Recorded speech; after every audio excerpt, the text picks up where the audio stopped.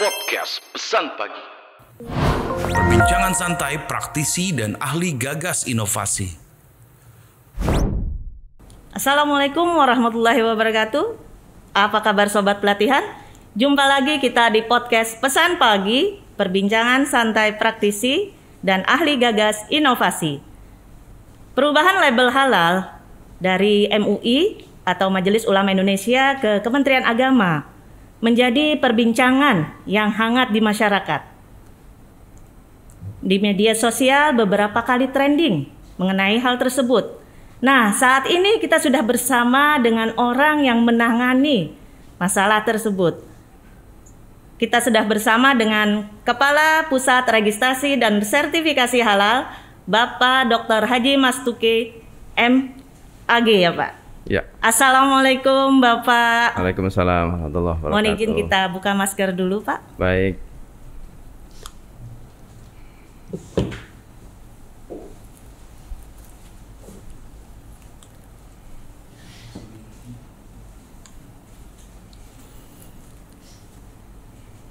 Bapak Mastuki ya saya menyebutnya ya. Ya. Atau Pak Kapus nih.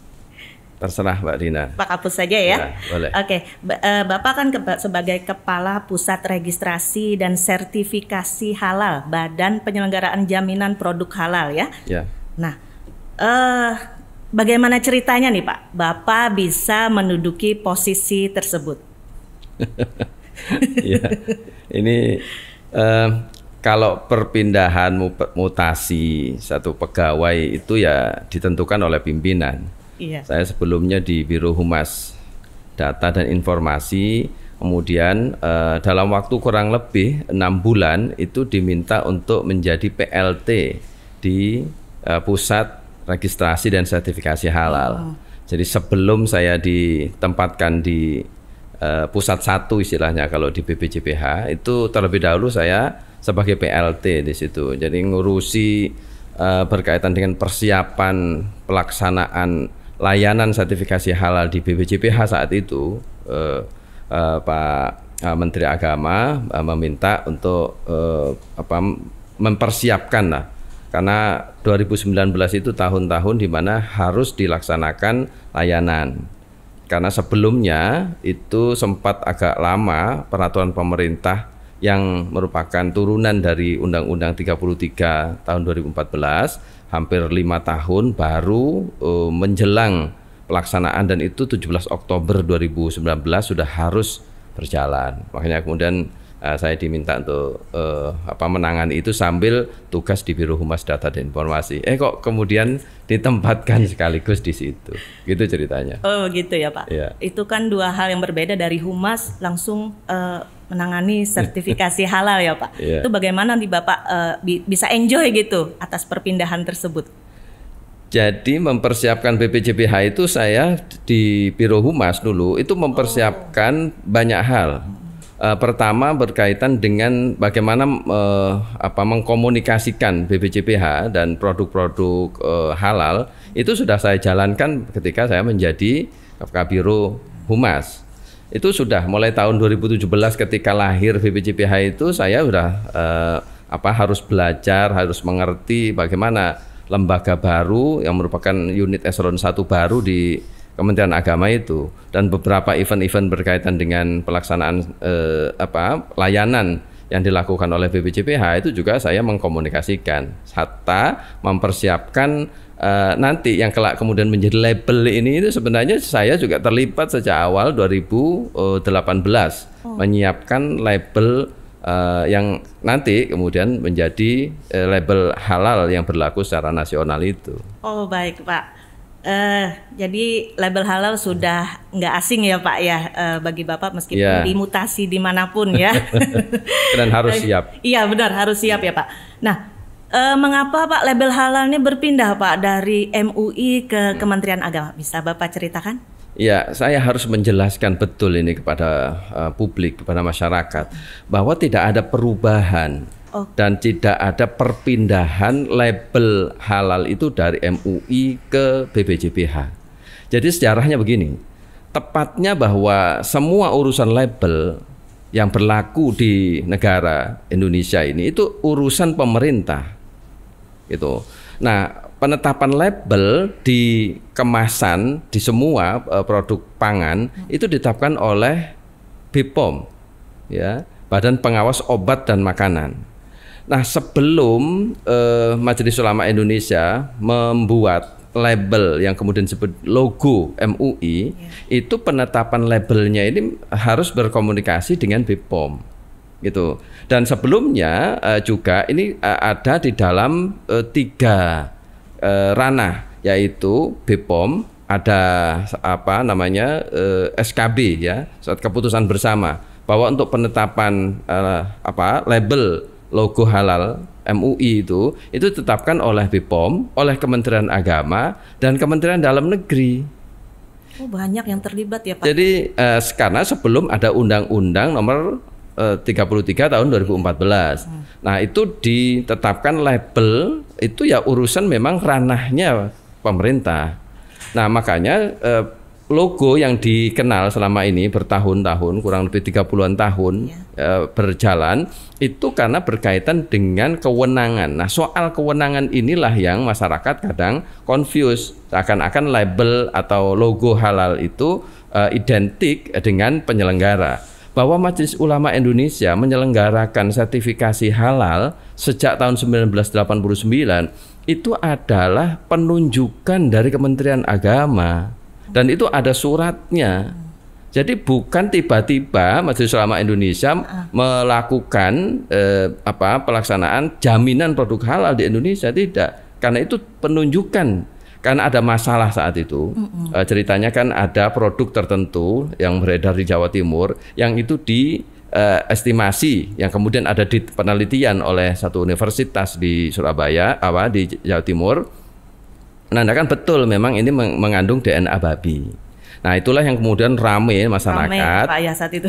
Kementerian Agama kemudian menunjuk ini siapa yang tepat, urusan agama ini ya Majelis Ulama Indonesia. Maka kemudian MUI mengambil inisiatif peran itu dan kemudian lahirlah namanya LPPOM atau LPPOM. Nah, LPPOM ini lembaga pengkajian dulu tentang pangan, obat dan kosmetika. Jadi dari namanya saja udah kelihatan itu mirip dengan di BPOM. Karena ada pengawasan obat dan makanan, maka ini ada lembaga pengkajian yang ini menjadi cikal bakal kemudian pelaksanaan sertifikasi halal oleh Majelis Ulama Indonesia. Jadi Kementerian Agama sejak awal itu ya memang sudah yang memberikan mandat kepada MUI. Kan tahunya sekarang kan baru-baru aja Pak, Kementerian Agama kok ikut-ikutan gitu. Iya. Padahal sudah dari dulu ya Pak ya. Betul. Tapi yang terlihat bukan Kementerian Agamanya. Iya. Ya. Karena memang kewenangan soal agama ini kan soal halal, haram itu kan ranahnya ulama syariah lah, dan tidak boleh dengan model negara kesatuan Republik Indonesia yang menggunakan Pancasila sebagai dasar terlibat langsung terhadap persoalan-persoalan agama, dan itu makanya ranahnya ada Majelis Ulama Indonesia. Oh gitu ya Pak ya. Nah, setelah dengan adanya label halal yang baru ini, bisa diceritakan Pak bagaimana nih proses suatu produk bisa mendapatkan label halal yang saat ini ditetapkan. Ya, jadi ini lagi-lagi juga saya akan sampaikan secara clear di tempat ini. Jadi produk yang diajukan oleh pelaku usaha apapun, nama baik itu produk kaitan dengan makanan, minuman, obat, kosmetika, sampai sekarang sudah sampai barang gunaan.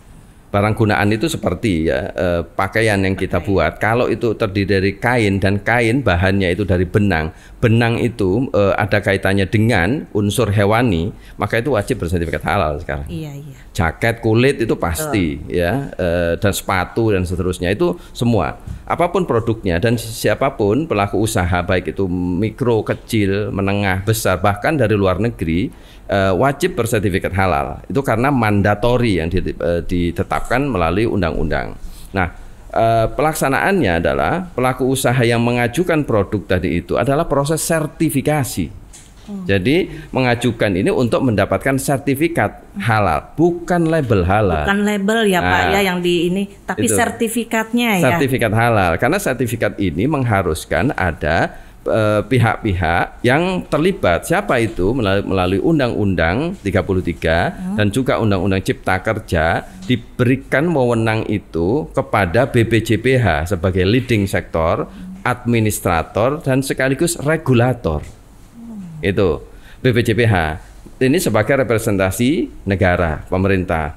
Tapi dalam pelaksanaannya untuk melakukan pemeriksaan terhadap produk itu dilakukan oleh lembaga pemeriksa halal yang ini harus kerjasama. Jadi BPJPH itu bekerja sama dengan LPH untuk melakukan pemeriksaan terhadap produk atau pengujian, bahkan kalau sampelnya tertentu itu harus dilakukan uji laboratorium dilakukan oleh LPH. LPH bukan di BPJPH ya Pak? Tidak Labnya BPJPH. Itu ya? Oh di Sekali LPH lagi ya? tadi BPJPH ini administrator, regulator yang mengatur keseluruhan. Yang mengatur ya Pak. Penanggung jawab secara keseluruhan. Nah, tidak cukup di situ karena di Indonesia itu menganut mazhab pertama untuk pemeriksaan itu scientific judgment dan harus dilakukan oleh orang-orang yang memahami tentang produk itu. Misalnya produk pangan, ya ahli pangan lah, ahli gizi itu yang tahu. Kalau nanti misalnya obat atau kosmetik, ya orang-orang yang memahami, misalnya sarjana farmasi atau sarjana kimia yang memahami ini. Nah, ini tidak dilakukan oleh pemerintah BPJPH dalam ini, tapi harus kerjasama. Diserahkan sama yang ahlinya. Betul. Ya Pak. Oh. Makanya namanya ada auditor halal. Inilah orang-orang yang secara kompetensi dan kapasitas juga kualifikasi kesarjanaannya itu di bidang itu. Nah, kemudian tidak sampai di situ karena harus ada mazhab yang ditetapkan, yaitu syariah compliance. Nah, compliance terhadap syariah itu, ini lagi-lagi di Indonesia itu diserahkan kepada ulama. Maka Majelis Ulama Indonesia itu yang memiliki kewenangan selama ini dan tidak diubah, tetap kewenangan ada penetapan kehalalan produk. Lagi-lagi BPJPH itu di dalam undang-undang harus bekerja sama dengan Majelis Ulama Indonesia untuk penetapan kehalalan produk. Kalau ini sudah memenuhi, maka barulah sertifikat halal itu diterbitkan oleh BPJPH. Gampangnya BPJPH itu produk awal masuk di pintunya BPJPH, nanti keluar juga di pintunya BPJPH. Dan di dalam itu ada MUI, ada LPH. Itu kerjasama. Iya. Ya. Masyarakat boleh tidak tahu, tapi ini disampaikan bahwa mekanismenya itu begini, sehingga nanti tidak komplain. Ini kok soal agama kok ranahnya BPJPH? Tidak, yang menetapkan tetap ranahnya agama itu ya ulama gitu. Karena sebagai regulator ini tadi ya Pak ya. Nah Pak, berarti tadi sudah jelas di sini sudah diterangkan oleh Bapak bahwa posisi dari Kemenak dan MUI dan LPH ya Pak itu sudah jelas ininya sendiri-sendiri di dalam satu kesatuan merumuskan label halal tersebut dan memberikan sertifikasinya. Baik Bapak, untuk logo ini sendiri ada kesan ya Pak mengakomodir etnis tertentu. Ini kira-kira gimana Pak? Ya, memang masyarakat kemudian lebih mudah melihat itu karena ada elemen. Kalau kami istilahnya itu ada elemen bentuk, ada elemen warna. Yang ini memang melalui riset, ya ini panjang ini risetnya oleh kawan-kawan yang kita minta ada konsultan khusus untuk membuat logo ini. Jadi ketemulah di elemen bentuk itu di Indonesia karena kita ingin mengakomodir antara nilai-nilai Islam dengan nilai-nilai keindonesiaan. Oh, digabung itu. Betul. Budaya Indonesia itu kan banyak banget. Ya, Pak, ya. Nah, ada elemen-elemen yang bisa representatif diambil. Itu banyak sekali. Ada kubah masjid. Iya. Ya salah satu juga ada gunungan wayang ini.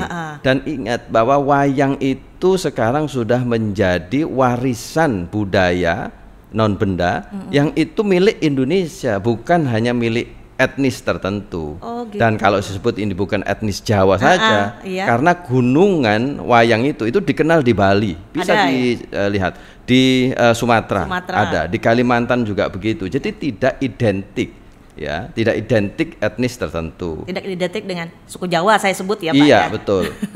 itu yang kita gunakan. Jadi gabungan antara memang ada bentuk kubah, tapi yang kemudian elemen bentuk ini dalam penyusunan menjadi logo tentulah melalui adaptasi. Iya. Dan kemudian memang ada di situ ada elemen juga batik. Batik ini banyak sekali ya, juga Pak, di Indonesia. Kita menggunakan salah satu juga batik Surjan. Ya kebetulan memang batik Surjan itu dikenal memang di Jawa. Lagi-lagi batik ini juga sudah menjadi bagian dari Indonesia. Gitu.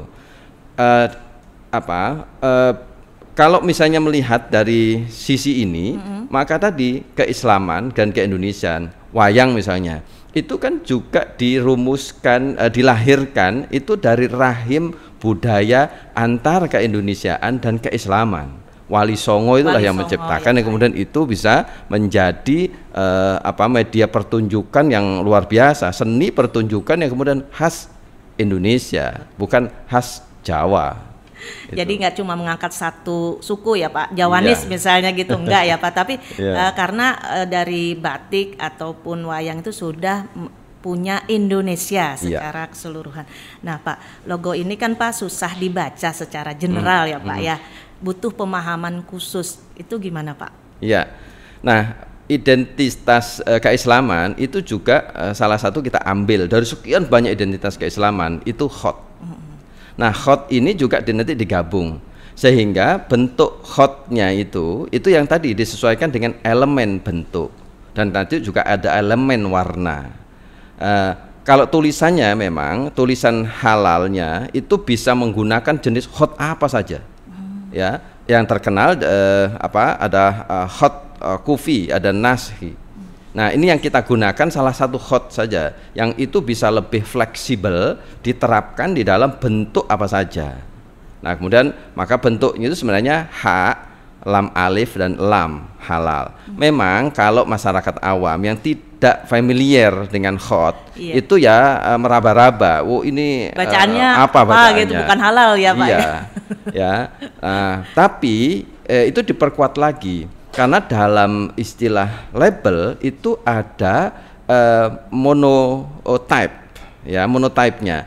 Maka kemudian kalau hanya tulisan Arab saja, huruf khotnya itu bisa jadi tidak mudah dibaca. Tapi kemudian ditegaskan lagi ada halal Indonesia. Jadi di bawah sudah ada penjelasannya halal. Oh iya, kalau halal Indonesia itu kemudian persepsi orang, oh ini tulisan ini pasti Arab. Dan kalau melihat dari komparasi dengan label-label lain di seluruh dunia memang punya, itu macam-macam juga, tapi biasanya itu menggunakan hot yang jelas. Kan orang kan pinginnya jelas gitu. Bahwa ada memang ini perkembangan yang sudah 30 tahun kita menggunakan label Majelis Ulama Indonesia itu, dan sekarang label ini label miliknya Indonesia. Karena pemerintah Indonesia menetapkan bahwa sertifikasi halal itu berlaku nasional, bahkan itu untuk konsumsi dunia. Maka ini tidak sekedar logo yang kita rumuskan, bentuknya itu bukan label, tapi ini brand juga. Brand ya Pak. Nah maka brand ini yang mengangkat kekayaan khazanah budaya Indonesia dan sekaligus memang kental dengan nilai-nilai keislaman, itulah yang kita ingin. Nah yang ketiga itu ada pertimbangan juga. Untuk membuat brand atau label atau logo itu biasanya harus ada pertimbangan diferensiasi, diversifikasi. Itu ada maknanya, dan makna sendiri di balik itu juga bagian yang tak terpisahkan. Maka belum lagi sekarang itu tren untuk kemudahan satu brand itu dikaitkan dengan generasi milenial. Ini semua sudah ada tercakup di dalam label halal Indonesia itu. Sudah semuanya komplit ya Pak ya. Nah kalau makna dari logo label halal yang sekarang ini tuh apa Pak? Kenapa warna ungu gitu loh Pak? Iya. Nah biasanya orang kemudian mengasosiasikan makna Islam itu dengan hijau. Iya. Ada yang lupa bahwa makna ungu itu lagi-lagi di Indonesia itu banyak identiknya, kecubung. Kecubung itu warna ungu.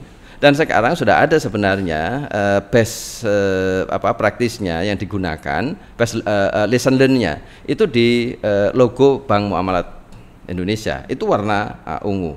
Dan makna ungu itu ternyata kaitan dengan keimanan, ya, dengan keimanan, kesatuan antara lahir dan batin, ya. Jadi ini menjadi makna dari warna ungu. Dan posisi gunungan yang ke atas itu kaitannya dengan unsur-unsur ketuhanan. Semakin usia seseorang semakin dewasa, tua, itu menuju kepada Tuhan yang maha tinggi. Mengerucut Jadi ya, Pak? mengerucut ke arah ketuhanan, kesatuan, keesaan, tauhid. Itu. Jadi maknanya dalam sekali. Dalamnya, Pak. Sampai warna pun ada ya, Pak? Ada. Jadi nggak ungu aja gitu, enggak ya? Iya. Baik. Imajinasi itu juga ada pada warna ungu. Iya. Jadi gabungan tadi keimanan, unsur spiritualitas lah, ya, religiusitas. Kemudian ada unsur kesatuan lahir dan batin yang itu menggabungkan antara kesatuan-kesatuan tadi yang diinginkan, keindonesian, keislaman, dua entitas yang berbeda itu disatukan gitu. Nah, halal itu ingin itu dan imajinasi. Baik. Gitu. Baik Pak Kapus, terima kasih ya bincang-bincang kita luar biasa kali ini. Baik Sobat Pelatihan, demikian tadi bincang-bincang kita. Kayaknya ada satu statement nih dari Pak Kapus untuk Sobat Pelatihan yang harus digarisbawahi tentang label halal yang baru ini. Silakan Pak. Ya, kepada publik secara umum, pertama bahwa label itu adalah kewenangan dari pemerintah dan itu undang-undang yang bicara. Sebutkan bahwa label halal yang bersifat nasional ini ditetapkan oleh BPJPH. Jadi jangan salah persepsi juga bahwa Kementerian Agama tidak mengambil alih, tidak ada take over di sini. Tapi ini adalah bagian dari menjalankan kewenangan yang kemudian ini bersifat nasional dan di situ tidak ada di dalam label halal yang baru itu untuk misalnya logo Kementerian Agama tidak ada, juga tidak ada logo MUI, tidak ada ya, karena ini memang untuk nasional, menjadi representasi dari Indonesia, bukan hanya untuk Indonesia tapi untuk masyarakat dunia. Baik Bapak, udah jelas sekali ini Pak. Ya. Sobat Pelatihan, terima kasih. Podcast Pesan Pagi. Perbincangan santai praktisi dan ahli gagas inovasi.